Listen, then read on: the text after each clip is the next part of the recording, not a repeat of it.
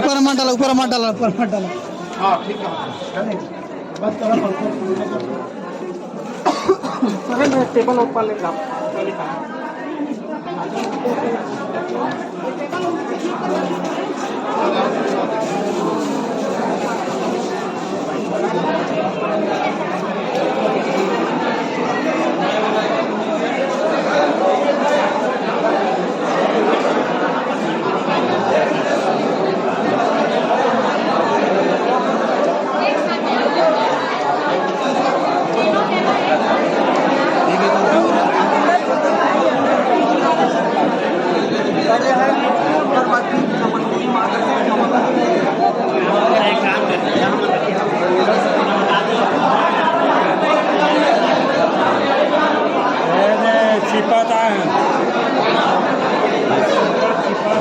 जन समस्या निवारण केंद्र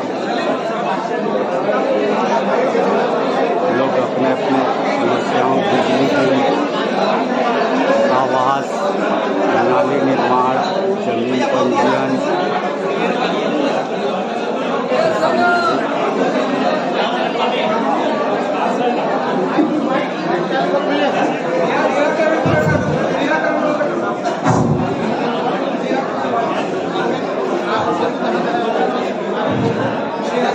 जितने उपस्थित जनता है उनसे निवेदन है कि आपकी यदि आवेदन नहीं जमा किए हो तो 5 मिनट बाकी है, आप पंचायत शाखा में जमा कर सकते हैं। इसके पश्चात संबंधित विभाग अपने निराकरण प्रतिवेदन इस मंच के माध्यम से देने का कष्ट करेंगे।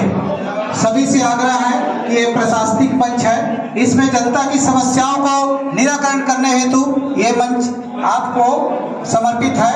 किंतु यहाँ राजनीतिक वाला जो वक्तव्य है, सभी से निवेदन है कि इस मंच के माध्यम से ना करें।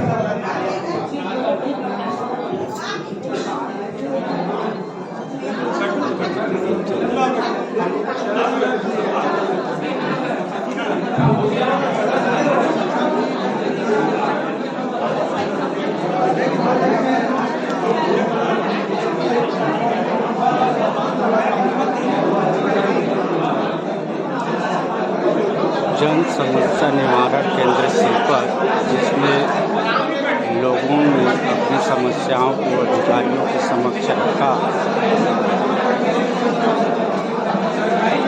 जिसमें बिजली बिल की समस्या, खेती से संबंधित समस्या, रोजगार से संबंधित समस्या, पंजीयन की समस्या, धान बिक्री की समस्या, आवास की समस्या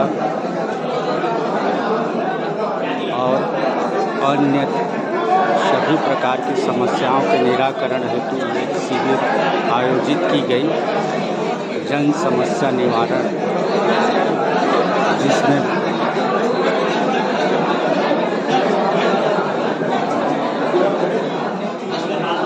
ब्लॉक स्तर के सभी अधिकारी मौजूद रहे, सरपंच और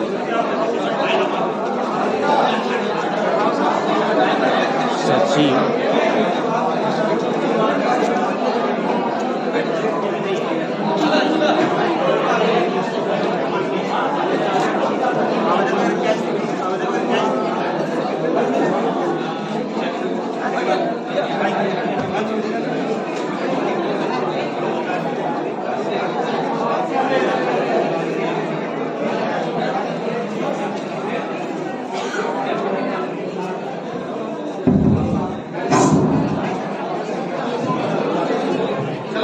आज के इस विकासखंड स्तरीय जल संसाधन विभाग से जुड़े जितने भी लोग पधारे हुए हैं, हमारे सम्मानित जनप्रतिनिधिगण,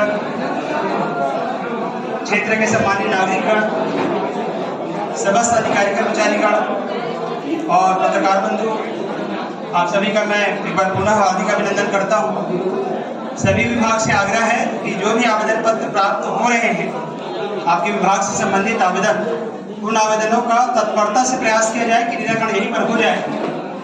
कुछ ऐसे आवेदन होंगे जो तात्कालिक रूप से निराकरण नहीं किए जा सकते होंगे, जिसके लिए कुछ समय की आवश्यकता होगी, तो ऐसे आवेदनों को आप लंबित दिखाएंगे और जब भी आगे 5 दिवस 8 दिवस में आप उस आवेदन का निराकरण करेंगे तो संबंधित आवेदक को उसकी सूचना अनिवार्य रूप से देंगे और एक प्रति उसकी जनपद कार्यालय में जमा करेंगे। त्वरित रूप से जिन आवेदन पत्रों का आप निराकरण कर रहे हैं उन आवेदन पत्रों के बारे में भी आवेदक को जानकारी आपके द्वारा दिया जाना चाहिए। यहाँ मंच में तो आप बताते ही हैं, अगर आवेदक आपके पास सीधा जा रहे हैं, जिस समय आवेदन ले रहे हैं आपसे पूछ रहे हैं कि मेरे आवेदन का क्या हुआ, उसका निराकरण प्रतिवेदन भी आपको तत्परता से बताया जाना चाहिए कि इन कारणों से आप पात्र हैं या इन कारणों से आप पात्रता नहीं रखते हैं। मैं सभी विभाग से एक बार आग्रह करूंगा कि आपकी जो विभागीय योजनाएं हैं और जिसके बारे में हो सकता है कुछ लोगों को कन्फ्यूजन हो या जानकारी नहीं रहता है तो आवेदन ज़्यादा भी आते हैं। वो चाहते हैं कि हमें लाभ मिले लेकिन वो पात्रता के बिंदु को जानते नहीं हैं। तो विभागों से मैं आग्रह करूंगा कि वो कुछ महत्वपूर्ण अगर योजना की जानकारी है तो जरूर बताएं। हम एक एक विभाग को बुलाते जाएंगे, कृषि विभाग, उद्यानिकी और जितने ऐसे विभाग हैं जहाँ पे हितग्राहीमूलक योजनाएं आती हैं उन विभागों को हम एक एक करके बुलाएंगे। बाकी यहाँ जितने भी उपस्थित हैं सबसे आग्रह है कि शिविर की गरिमा को बनाए रखें और कोई भी समस्या है तो आप लिखित आवेदन पंजीयन काउंटर में दे सकते हैं। आपके आवेदन पत्र का निराकरण तत्परता से किया जाएगा। मैं पंचायत एवं ग्रामीण विकास विभाग की योजनाओं का सबसे पहले जानकारी दे देता हूँ। ज्यादातर आवेदन पत्र प्रधानमंत्री आवास से संबंधित आवेदन पत्र प्राप्त होते हैं।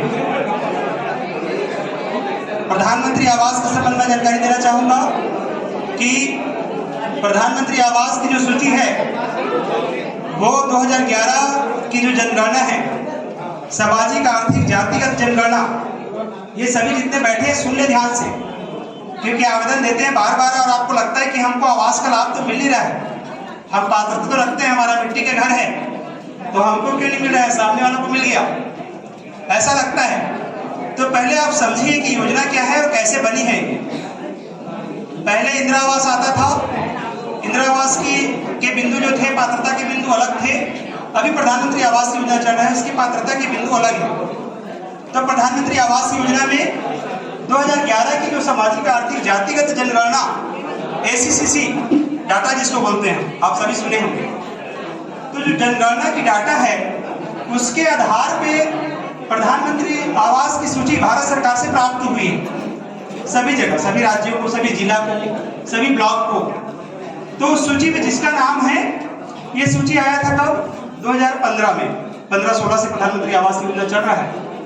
तो जब इस सूची आया था तो इस पे ग्राम पंचायत ने क्या किया, पात्र किया। सूची तो ज्यादा लोगों का था और जनगणना कब की थी, 2010-11 की। तो हो सकता है 5 सालों में कुछ लोग जो कच्चे मकान थे पक्के बन गए होंगे, तो इसलिए ग्राम सभा को दिया गया कि पात्र करके दे। ग्राम सभा ने जितने का पात्र किया उनकी सूची अलग तैयार हो गई, उनकी वेटिंग लिस्ट बन गई। अब जो अपात्र किए उनको डिलीट कर दिया गया। तो जो पात्रता की सूची बनी हुई है जनगणना के आधार पे, उसी सूची में जिस हितग्राही का नाम है आवास की पात्रता रखते हैं, उन्हें ही हम दे सकते हैं लाभ। किसी का नाम आज की स्थिति में जोड़ नहीं सकते। ज्यादातर लोग आवेदन करते हैं जानकारी के अभाव में कि हमारा प्रधानमंत्री आवास सूची में नाम जोड़ दिया जाए। मैं एकदम विनम्रता से बताना चाहूंगा कि प्रधानमंत्री आवास सूची में नाम नहीं जोड़ा जा सकता है, कोई नहीं जोड़ सकते। भारत सरकार की जनगणना पे आधारित जो सूची है उसमें नाम जोड़ा जाना संभव नहीं है। शासन ने 2018 में नाम जोड़ने का ऑप्शन दिया था कि कुछ ऐसे लोग होंगे जो जनगणना के बाद भी छूट गए होंगे, आवास की पात्रता रखते होंगे लेकिन उनका नाम आवास सूची में नहीं है। ऐसे लोगों का ग्राम सभा से अनुमोदन करके नाम जोड़ दिया जाए। ऐसे जो है 2018-19 में एक शासन से आदेश आया था। उस आदेश के तारतम्य में उस समय ग्राम पंचायतों ने लोगों की सूची प्रस्ताव सहित उपलब्ध कराया। हमारे विकास खंड में लगभग 11,000 से 12,000 लोगों का नाम आवास प्लस ऐप में जोड़ा गया है। तो आवास की जो मूल सूची है जिसको हम वेटिंग लिस्ट बोलते हैं, और आवास प्लस की सूची, हमारे पास 2 प्रकार की सूची है। वो 2 प्रकार की सूची में जिसका नाम है, आवास आगे आने वाले समय में उन्हीं को मिलना है। आज की स्थिति में अगर आप बोलते हैं कि आवास में नाम जोड़ दिए जाए, शिविर रखे हैं तो शायद जुड़ जाएगा, तो हमारे स्तर से भी संभव नहीं है। तो उसके लिए मैं क्षमा चाहूँगा। आवास की सूची ग्राम पंचायत सचिव के पास रखी हुई है। चूंकि सूची बहुत लंबी चौड़ी सूची है तो हमने चस्पा नहीं किया है, वो सूची आप देख सकते हैं। हाँ, हम ये बता सकते हैं कि आपका नाम किस सीरियल क्रमांक पे है, तो सीरियल के आधार पे आप ये अंदाजा लगा सकते हैं कि मेरा नाम अगले साल आएगा कि उसके और बाद आएगा, क्योंकि ये जो वेटिंग लिस्ट बनी है उसके सीरियल से ही आवास का लाभ दिया जा रहा है। उसमें ऐसा नहीं कर सकते कि 1 नंबर के बाद 1 नंबर वाले को लाभ मिल गया, उसके बाद हम सीधे 100 नंबर में चले गए, क्योंकि 100 नंबर जो है किसी के जान पहचान के आदमी हैं तो 100 नंबर पे चले जाए, ऐसा नहीं कर सकते आप। 1 नंबर के बाद आपको 2 नंबर पे जाना पड़ेगा। 2 नंबर के बाद अगर आप 3 नंबर को छोड़ते हैं तो आपको कारण बताना पड़ेगा किस कारण से आप छोड़ रहे हैं। क्या उसकी मृत्यु हो गई है, या आज की डेट में पात्रता नहीं रखता है, या वो परिवार पलायन में है क्या, ऐसे कई प्रकार के बिंदु है जिसका कारण देकर ही, प्रस्ताव देकर ही आप उसको क्रॉस कर सकते हैं, अदरवाइज आप क्रॉस नहीं कर सकते। तो प्रधानमंत्री आवास में हम आज की स्थिति में नाम नहीं जोड़ सकते। जिसका नाम वेटिंग लिस्ट में है 2011 की जनगणना के आधार पर, या 2018-19 में आवास प्लस एक सूची में जिसका नाम जोड़ा गया, वो प्रत्येक पंचायत के पास वो सूची रखी हुई है। किसी कोई भी कंफ्यूजन होगा तो पंजीयन काउंटर के पास जाएंगे। आवास शाखा जो जनपद से देखते हैं, अनुराग जी बैठे हुए हैं। अनुराग है क्या? हाँ, अनुराग, ठीक। अनुराग है, वो चेक करके आपके नाम को बता देगा कि आपका नाम है कि नहीं है, तो कितने सीरियल क्रमांक पे है और कब तक आ सकता है। संभावना बता सकता है कि कब तक आ सकता है। चलिए, प्रधानमंत्री आवास में एक जानकारी और बता दूं कि लंबे समय से जिनका आवास का पैसा रुका हुआ था, दूसरा किस्त, तीसरा किस्त, चौथा किस्त, अंतिम किस्त, वो किस्त आते जा रहे हैं। पिछले 2-3 महीना में हमने करीब 1100 लोगों को किस्त दे दिया। आपको प्रथम किस्त मिला, आपने प्लिंथ स्तर तक का काम कर लिया, आपने जियो टैग करा दिया रोजगार सहायक से, हमको ऑनलाइन में दिख जाएगा कि इसका प्लिंथ स्तर का काम हो गया, जियो टैग हो गया, तो हमको सेकेंड एफटीओ कर देंगे दूसरा किस्त के लिए। आपको दूसरा किस्त मिल गया है, आप जो है 2 लीटर लेवल तक ले गए हैं, आपका जियो टैग हो गया, रोजगार सहायक कर दिया, तो तीसरा किस्त के लिए आप पात्रता रख लेते हैं। आपको 3 किस्त मिल गया है, तो 3 किस्त में आपको फिर आवास को पूरा करना पड़ेगा। 3 किस्त में आप आवास पूरा कर लीजिए, प्लास्टर वगैरह करा दीजिए और जियो टैग करा दीजिए, फोटो खिंचवा लीजिए, आपको अंतिम किस्त की राशि मिल जाएगी, तत्परता से मिल जाएगी। आज आप जियो टैग कराएंगे, 2 दिन में राशि आपके खाते में आ जाएगी। अभी भी राशि उपलब्ध है। तो दूसरा किस्त, तीसरा किस्त, चौथा किस्त की राशि अभी मिल रही है। जिनका नाम 2019-20 में स्वीकृत हो गया है, जिनका आवास, लेकिन पहला किस्त की राशि नहीं आई है, उनका पहला किस्त की राशि भी आना है। 8-10 दिन में मैं समझता हूँ उसका भी एफटीओ हो जाएगा। शासन से निर्देश प्राप्त होने वाला है कि प्रथम किस्त की राशि जो रुका हुआ है, जिनका स्वीकृत हो गया है साल भर पहले, उन आवासों को प्रथम किस्त की राशि भी दी जाएगी। किसी को भी लगता है कि सर मेरा आवास बन गया इस स्तर तक, मुझे किस्त की राशि नहीं मिल रही है, तो जरूर बताएं।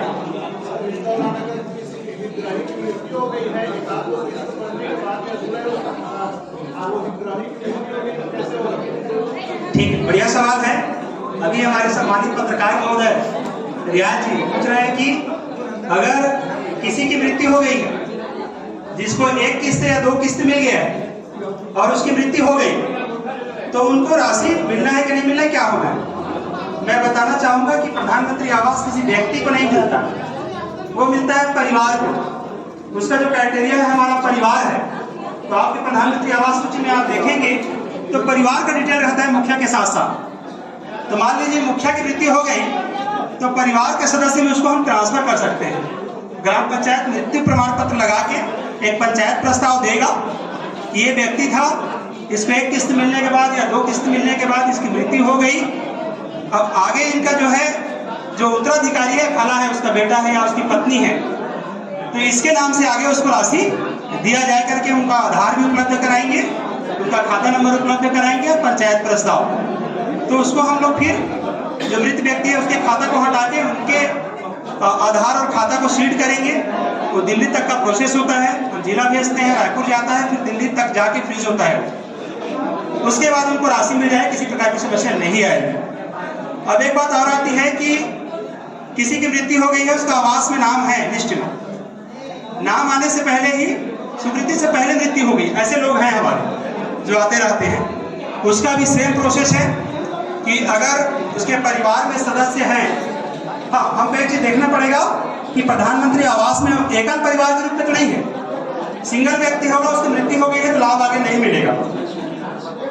तो आवास 8+ में परिवार का डिटेल है, परिवार की डिटेल में कई सिंगल हेडेड फैमिली है, एकल परिवार, तो कोई एक सिंगल व्यक्ति है तो फिर उसका नहीं जुड़ सकता है, क्योंकि एक सिंगल व्यक्ति ऑनलाइन में था, उसी की मृत्यु हो गई तो आगे उत्तराधिकारी नहीं है ऐसा माना जाता है, गवर्नमेंट मानती है जनगणना के आधार पर। लेकिन उसमें परिवार के सदस्यों में नाम है तो उनके हम सदस्य को ट्रांसफर कर सकते हैं, प्रावधान में है, ग्राम पंचायत ग्राम सभा का प्रस्ताव दे दे, उसका आधार और खाता नंबर दे दे तो इसको हम कन्वर्ट कर लेंगे, उसको नए सिरे से भी लाभ मिल सकता है और जिनको लाभ मिल रहा था उसको दूसरा तीसरा चौथा किस्त भी मिल सकता है। तो ये प्रधानमंत्री आवास की जानकारी थी। ज्यादातर मेरे आवेदन मैंने अभी पता किया तो पंचायत विभाग को 34 आवेदन मिले हैं, जिसमें 25 आवेदन प्रधानमंत्री आवास के। वैसे गतौरा में जो आवेदन आए थे पंचायत विभाग को 80 आवेदन आए थे, उसमें 45 आवेदन प्रधानमंत्री आवास के आ गए थे और सभी का मांग है। और से मैं देखा जब हम परीक्षण किए तो पता चला कि 6-7 लोग ही पात्र हो पाए जिनका नाम पहले से है, जिनको अवगत कराया गया, बाकी का नाम सूची में है ही नहीं। तो उनको कृपया आप जानकारी पंचायत से जरूर ले लें कि आपका नाम किसी भी प्रकार की सूची में है क्या। आप जनपद में भी जाते हैं तो हमारे पास चेक करने के लिए सिस्टम है, आप शाखा में जाइए, अपना नाम चेक करा लीजिए। नॉर्मली पिता का नाम या पति के नाम, महिला दोनों के नाम से रहता है। तो 2011 में जनगणना हुआ था, उस समय आपके घर में मुखिया कौन थे? हो सकता है आपके दादाजी रहे उस समय मुखिया 10 साल पहले, या आपके पिताजी रहे मुखिया। तो जो उस समय मुखिया थे जिनके नाम से जनगणना हुआ होगा, कोशिश करें उनके नाम से आप नाम को चेक कराएं। अभी के जो 20-22 साल के 25 साल के बच्चे हैं तो 10 साल पहले 15 साल के रहे होंगे, तो अपने नाम से चेक कराएंगे तो मिलेगा नहीं। तो आप अपने पिता माता के नाम से या दादा दादी के नाम से चेक कराएंगे जिनके नाम से जनगणना हुआ था परिवार का, तो आपको आसानी से उस सूची में मिल जाएगा। इसके अलावा पूरे पंचायत में हमने सूची दे के भी रखा है, आप वहां से भी जानकारी प्राप्त कर सकते हैं। किसी को भी डाउट हो तो कृपया सिस्टम लगा हुआ है मेरा, उसको 2-3-4 मिनट लगता है चेक करने में। आप नाम बस सही बताइए, टाइप करेंगे निकल जाता है कि है कि नहीं, जरूर पता करा लें। दूसरी मैं योजना की जानकारी देना चाहूँगा। आवेदन ले रहे हैं क्या? बंद हो गया, निराकरण करना है बात। आवेदन जो लेने का समय है लगभग जो है समाप्त हो गया है। किसी का 1-2 आवेदन अगर छूट गए हो तो शाखा में तत्परता से दे दें। इसके बाद आवेदन चूंकि नहीं लेंगे, निराकरण करने के लिए भी विभागों को समय देना होता है। तो आप कृपया करके जिनके पास भी 1-2 आवेदन अगर छूट गए हैं तो अभी पंजीयन काउंटर में दे दें 5 मिनट में। उसके बाद और आवेदन नहीं लेंगे और फिर विभाग को पंजीयन काउंटर विभागों तक फॉरवर्ड कर दें और विभाग जो है 3:30-4 बजे तक जो भी निराकरण किए हैं वो संबंधित काउंटर में 1 प्रति जमा कर दें। 1 प्रति आप स्वयं भी रखें क्योंकि आपको निराकरण प्रतिवेदन यहाँ पढ़ना है। और चलिए पंचायत विभाग की मैं एक और महत्वपूर्ण योजना समाज कल्याण विभाग की पेंशन योजना के बारे में जानकारी देना चाहता हूँ, क्योंकि पेंशन से संबंधित बहुत आवेदन हमारे पास आते हैं। तो पेंशन के लिए आवश्यक है 6 प्रकार के हमारे पास पेंशन योजनाएं हैं, जिसमें वृद्धावस्था पेंशन योजना, विधवा परित्यक्ता पेंशन योजना, दिव्यांग पेंशन योजना और एक राज्य सरकार की मुख्यमंत्री पेंशन योजना। ऐसे 6 प्रकार की पेंशन योजनाएं हैं। ये सभी प्रकार की पेंशन योजनाओं में 2002 में जो बीपीएल सूची भारत सरकार ने जनगणना के आधार पर तैयार किया था, उस बीपीएल सूची में गरीबी रेखा की सूची में नाम होना अनिवार्य है। लेकिन जिसका नाम 2002 की सूची में नहीं है, उसको बाद में शासन ने कहा कि 2011 के जो वंचित परिवार की एक सूची है उसमें भी अगर नाम है तो लाभ दिया जा सकता है। अगर वो 60 साल से ऊपर के हो गए हैं तो वृद्धावस्था पेंशन का, या फिर विधवा है या परित्यक्ता भी है और उनका नाम 2011 की सूची में है तो उनको लाभ जो है दिया जा सकता है। तो 2002 और 2011 ये दोनों में से किसी में भी परिवार का नाम होना अनिवार्य है पेंशन के लिए। और अगर नाम नहीं है तो भी आप नहीं दे पा रहे हैं। तो इस चीज़ को समझना पड़ेगा कि आपका नाम BPL 2002 की सूची में है क्या। कई लोग राशन कार्ड जो बने हैं, गरीबी रेखा वाला राशन कार्ड जिसको बोलते हैं, उसको लेके आते हैं कि सर हमारा नाम तो गरीबी रेखा में है, ये हमारा गरीबी रेखा वाला राशन कार्ड है, पेंशन बना दीजिए। तो राशन कार्ड से आपका पेंशन नहीं बनेगा। इस बात को समझना होगा हमें कि राशन कार्ड पेंशन का आधार नहीं है। पेंशन का आधार है 2002 का BPL सूची या 2011 का SCCC डाटा, जिसमें वंचित परिवार की सूची है, वो हमारा आधार है। तो ये दोनों में अगर किसी में भी एक में आपका नाम है तो आप ग्राम पंचायत में आवेदन करिए। आधार, आपका खाता नंबर और SCCC सूची में जो डाटा है वो लगाइए। पेंशन का फॉर्म आता है, प्रिंटेड फॉर्म, जिसमें संबंधित पटवारी का हस्ताक्षर होता है कि आपके कितने जमीन है, जमीन को वेरीफाई करते हैं और हमारे कर और पदाधिकारी हो तो परीक्षण करते हैं कि आप उस पात्रता की श्रेणी में आते हैं कि नहीं। पंचायत का एक प्रस्ताव लगता है। ये प्रोसेस है, ये प्रोसेस करके आप दीजिए। अभी हमने 3-4 महीने में करीब 2000 से ज़्यादा लोगों का पेंशन स्वीकृत किया। 400 आवेदन अभी भी हमारे पास है स्वीकृत करने के लिए। तो आप आवेदन दीजिए। हम चाहते हैं कि ज़्यादा से ज़्यादा लोगों को योजना का लाभ मिले, लेकिन आप पात्रता की श्रेणी में आना चाहिए। पात्रता की बिंदु मैंने बताया। पात्रता आपको निश्चित रूप से चेक करना चाहिए। आप काफ़ी जागरूक हैं और बहुत सारी चीज़ें आजकल सोशल मीडिया पे और PDF के रूप में व्हाट्सएप में, मोबाइल में उपलब्ध है। ग्राम पंचायत सचिव को हमने ये भी कहा है कि आपके पास जो PDF है BPL का सूची और SCCC डाटा, उसको गांव के जो ग्रुप है, युवाओं का ग्रुप बना रहता है, उसमें शेयर कर दीजिए ताकि लोगों को ज़्यादा से ज़्यादा पता चले। आपके बच्चे अभी सब व्हाट्सएप स्मार्टफोन चलाते हैं, तो ग्रुप में जुड़े रहेंगे तो उनको भी पता चलेगा कि किनका नाम है। हमारे परिवार का खुद ही देख लेगा।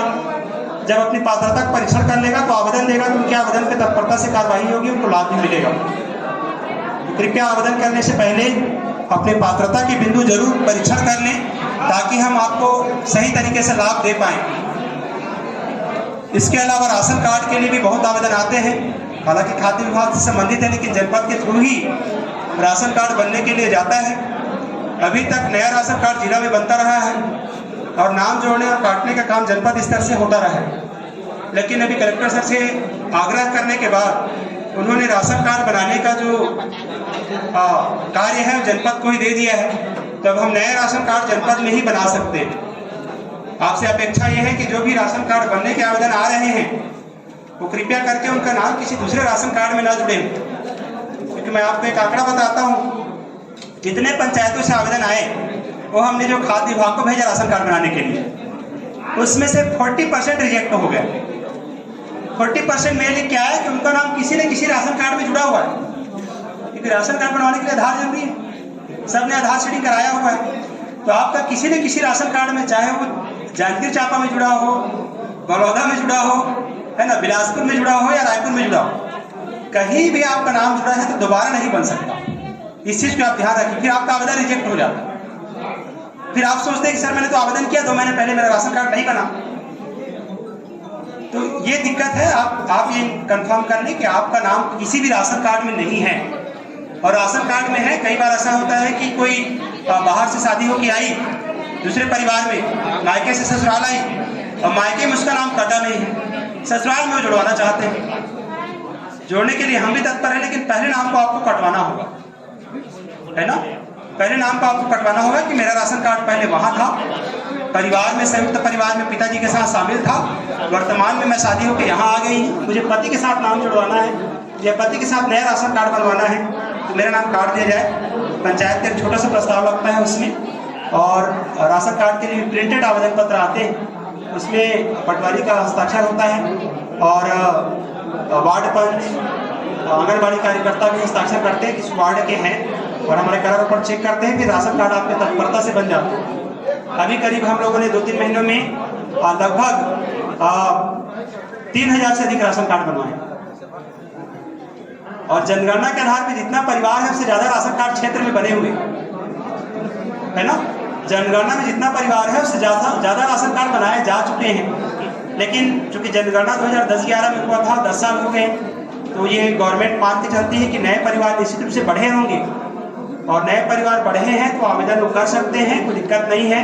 अगर अपने परिवार से अलग रहता है, वो अलग चूल्हा है, उनका अलग परिवार हो गया है, अपने माता पिता से अलग हो गए हैं, शादी हो गई है, तो नया राशन कार्ड बनवाने की पात्रता रखते हैं, लेकिन उनको पुराने राशन कार्ड से पहले नाम कटवाना होगा, जिसमें वो संयुक्त परिवार में थे उसमें नाम कटवाएंगे, उसके बाद नए के लिए आवेदन करें। एक साथ भी आवेदन मत करिए। आप कटवाने का और नया बनवाने का एक साथ आवेदन करते हैं तो कई बार यह होता है कि आपका कटा ही नहीं रहता, नया बनने का पहले चला जाता है, फिर वहां से रिजेक्ट हो जाता है। कृपया पहले नाम कटवा लें, अगर जरूरत है तो फिर उसके बाद जोड़ने के लिए आप नाम देंगे तो ये मुश्किल से 15 से महीने दिन का प्रोसेस है। 15 से महीने दिन में आपका राशन कार्ड बन जाता है। इसके अलावा एक बिंदु और था लास्ट,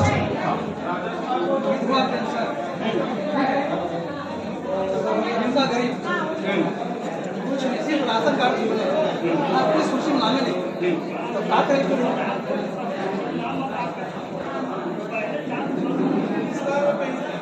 ठीक है, ये बढ़िया सवाल है कि उसके पास सिर्फ राशन कार्ड है और कुछ नहीं है बता रहे हैं। हाँ ठीक है, तो उनका नाम क्या 2002 और 11 की सूची में है क्या? जनगणना के समय नहीं थे क्या यहाँ? थे, लेकिन फिर भी नाम नहीं है। ठीक, तो ये बता रहे हैं कि कोई महिला है जिनका नाम, जिनके पास राशन कार्ड तो है पर 2002 की सूची में, 11 की सूची में उनका नाम नहीं है, जो भी कारण रहा होगा। तो मैं बताना चाहूँगा कि जब भी हम पेंशन बनाने के लिए जाते हैं तो सिस्टम आजकल तो सारा चीज़ ऑनलाइन है, पेंशन भी ऑनलाइन माध्यम से जाता है ना। पैसा भी आपको ऑनलाइन ही आ रहा है, PFM के माध्यम से। नकदी वाला सिस्टम बहुत पहले बंद हो चुका है, सीधा आपके खाता में DBT के माध्यम से, डायरेक्ट बेनिफिट ट्रांसफर के माध्यम से आपके खाते में आता है। तो जब भी हम पेंशन बनाने जाते हैं, पेंशन किसी का, तो पूछता है कि 2002 के BPL सूची का क्रमांक क्या है, या पूछता है कि 2011 का क्रमांक क्या है SCCC का, तो हम भर नहीं पाते। तो इसलिए ऐसे लोगों को अभी तक लाभ नहीं दे पाए हैं। शासन प्रशासन को समय समय पर इन बातों से अवगत कराते रहे हैं कि एक समस्या है कि जिनका नाम 2002 में नहीं है और 11 में नहीं है, उनको लाभान्वित किया जाना चाहिए। ये बात जो है ऊपर मंचों पर भी अवगत कराते रहे हैं, लेकिन अभी तक उसका कुछ निराकरण होकर नहीं आया है। तो ऐसे कंडीशन में आज की स्थिति में उनको जो है पेंशन का लाभ जो है नहीं दे पा रहे। ऐसी स्थिति जो है लगभग सभी गाँवों में 2-4 परिवार के साथ ऐसा है, लेकिन अभी लाभ नहीं दे पा रहे हैं। ठीक, लास्ट बिंदु मेरा, मैंने आपको प्रधानमंत्री आवास बता दिया। सर समस्या ये है, मेरा नाम संजय साहू है। झलमला पंचायत और बरेली पंचायत के मध्य, दोनों के मध्य एक मोहल्ला है टिकरी पारा, जिसमें बरसात के दिनों में पिछले 3 वर्षों से घुटने तक पानी भरा रहता है। अच्छा, है ना। उसके लिए सरपंच को कहे तो वो नाली निर्माण के लिए पैसा स्वीकृत हुआ है, लेकिन केवल नाली निर्माण से वो नहीं बन पाएगा, उसमें जब तक CC रोड न हो, क्योंकि वो गहराई है बहुत और लोगों के घर में पानी घुस जाता है बरसात के दिनों। सड़क नहीं होने के कारण, रोड नहीं बनने के कारण और CC गली में मतलब अभी आप आवेदन दिए हैं क्या? हाँ, अभी मैं आवेदन दिया हूँ। ठीक है, ठीक है, बैठ जाइए। इसके पहले भी दो बार आवेदन दे चुका हूँ। ठीक ठीक, बैठ जाइए। देखिए, मैंने 3 बिंदु पर अभी तक जानकारी दिया है आपको। प्रधानमंत्री आवास योजना, पेंशन योजना, राशन कार्ड के बारे में, और चौथा बिंदु मेरा है निर्माण कार्य को लेकर। ज़्यादातर अभी शिविर में देख रहे हैं पंचायतों में कि निर्माण कार्य की मांग जो है करते हैं। ये तो बेसिकली जो है शिकायत प्रवृत्ति का नहीं है, मांग है। तो निर्माण कार्य की मांग के संबंध में बताना चाहूँगा कि निर्माण कार्य जो है बजट आधारित होता है। बजट में जो चीज़ प्रावधानित होता है वही चीज़ें जो है पंचायत को मिलती है। तो निर्माण कार्य के संबंध में इतना कहूँगा कि ग्राम पंचायतों को कुछ राशि 15वें वित्त के रूप में, मूलभूत के रूप में जाती है। जो भी राशि है 2 लाख, 4 लाख, 5 लाख साल में, अलग अलग पंचायतों में जनसंख्या के आधार पर अलग अलग होता है। तो कुछ राशि उनको जाता है, उस राशि से विकास कार्य करें। एकदम जरूरी नाली है, एकदम सड़क जो जरूरी है उसको पहले बनाएं। इसके अलावा भी आपका मांग है तो मांग को हम लोग जो है उच्च कार्यालय तक प्रेषित करेंगे। आपके कोई भी निर्माण कार्य की मांग है तो मांग को हम उच्च कार्यालय तक प्रेषित करेंगे और वहां से स्वीकृति प्राप्त होने पर ही उस निर्माण कार्य को कराया जा सकता है। क्योंकि इस लेवल में, विकासखंड लेवल में ऐसे बजट जो है बहुत ज़्यादा बजट नहीं होते। तो आपने अगर मांग किया है तो उसको जरूर हम एस्टीमेट बनवा के उच्च कार्यालय तक प्रेषित करेंगे और शासन जो है प्रयास करेंगे उसको स्वीकृति देने का। पंचायत से भी आग्रह है कि पंचायत के पास जो भी राशि जिस मात्रा में उपलब्ध है तो वो कोशिश करें कि ग्राम पंचायत में जब जीपीडीपी बनता है, ग्राम पंचायत डेवलपमेंट प्लान, अभी दिसंबर के महीने में आपको बनाते हैं बैठकर, पंचायतों की बैठकें होती हैं, तो उसमें जो जरूरी कार्य है गांव का उसको प्रायोरिटी में लिया जाना चाहिए। गांव में तो बहुत चीज़ों की आवश्यकता है, सड़क भी चाहिए, नाली भी चाहिए, है ना, और भी निर्माण कार्य है ना, अच्छे आंगनबाड़ी, अच्छे स्कूल, बाउंड्री वॉल्स, है ना, सोलर पंप से पानी, बिजली की व्यवस्था, स्ट्रीट लाइट, ऐसे मांग तो बहुत सारे हैं, लेकिन जो जरूरी है सबसे पहले क्या होना चाहिए गांव में, ये गांव वालों को, आप लोगों को बैठ के ग्राम सभा में तय करना चाहिए कि सबसे पहले क्या होना चाहिए और पंचायत के पास कितना राशि उपलब्ध है। तो जो सबसे पहले चीज चाहिए गांव के लिए, जो सबसे जरूरी चीज है उसको पहले किया जाए, उसके बाद जो थोड़ा बात के कम जरूरी उसको आने वाले साल में किया जाना चाहिए। जितने भी निर्माण कार्य के आवेदन दिए होंगे उससे मेरा आग्रह है कि यथासंभव कोशिश करें कि पंचायत स्तर से हो जाए। अगर बड़े निर्माण कार्य की मांग है, पंचायत स्तर से नहीं हो पा रहा है या पंचायत स्तर पर राशि उपलब्ध नहीं है, तो उनके आवेदन जो है उच्च कार्यालय को प्रेषित करेंगे और जैसे स्वीकृति मिलती है तो कार्य तत्परता से कराया जाएगा। तो 4 बिंदु पे मुझे कहना था, बहुत लंबा समय मैंने ले लिया है। मैं बाकी 1-2 विभाग को भी बुलाना चाहता हूँ, वो भी एक संक्षिप्त जानकारी विभाग के बारे में दे दें, उनके यहाँ जो योजनाएं चल रही है उसके जो है पात्रता जो है कौन कौन रखते हैं।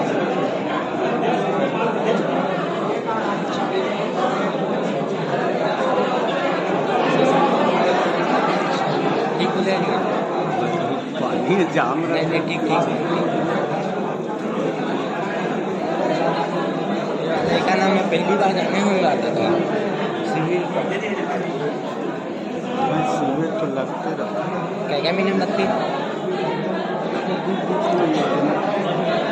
अभी एक कुमार टिका दी जो नहीं कुमार का बात पूछे सर, वो राजीव मितान के क्लब के चलिए बता रहे हैं कि बाकी विभागों ने भी एक एक करके योजनाओं के बारे में शुरू से ही जानकारी किया है और शासन की बहुत सारी योजनाएं, अच्छी अच्छी योजनाएं चल रही है। हमें चाहिए कि उन योजनाओं के बारे में हम जानें, समझें। जब जानेंगे तभी हम लाभ ले पाएंगे। जब तक योजना को हम समझेंगे नहीं, जानेंगे नहीं, तब तक योजना का लाभ जो है नहीं ले सकते।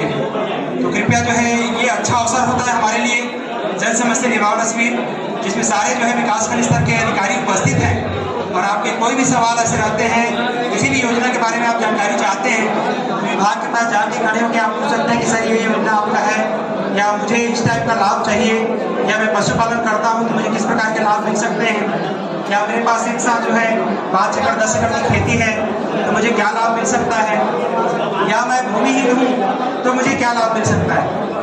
ये जरूर पूछे विभागों से। और एक और सूचना है, जो सोमवार की तारीख पे शिविर जयराम नगर में होना था वो जो है पचपेड़ी में होना है। जयराम नगर में चूंकि सरपंच पंच का चुनाव है तो आचार संहिता लगा हुआ है, तो वो तिथि जो है बदल दी गई है।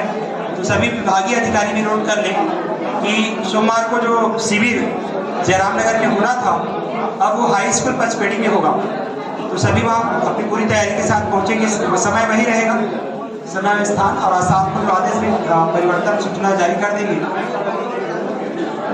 3:30 बज गया है, 15 मिनट बाद हम एक विभाग को बुलाते जाएंगे निराकरण प्रतिवेदन पढ़ने के लिए।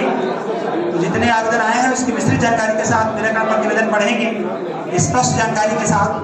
और जो आवेदन दिए हैं आवेदकों से भी आग्रह है कि आप बैठकर सुनिए।